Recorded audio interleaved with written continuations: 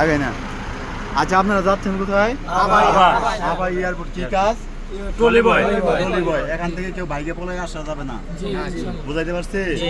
যত কষ্টই হোক 12 ঘন্টা ডিউটি, যত কষ্টই হোক কাজ করা লাগবে, রিটার্ন হওয়ার কোনো সুযোগ নাই, বুঝাইতে পারছি? আর খাওয়ার জন্য টাকা আমি 100 রিয়াল করে এখান থেকে দিয়ে দিতেছি, বাকি টাকা আরো 100 রিয়াল করে ওখানে দেওয়া হবে 2 দিন 3 দিন পরে।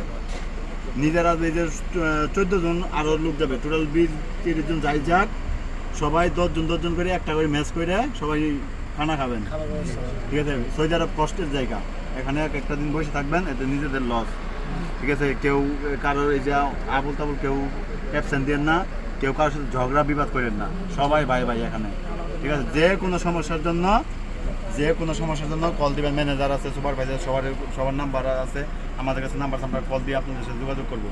কেউ কোনো প্রকার কারোর সাথে গ্যাঞ্জাম করবেন না, এখানে কেউ মুরব্বী আছে তাদের সম্মান করার চেষ্টা করবেন, ঠিক আছে? এখন এই যে আমাদের ম্যানেজার আছে, উনি টাকা দিবে আপনাদের।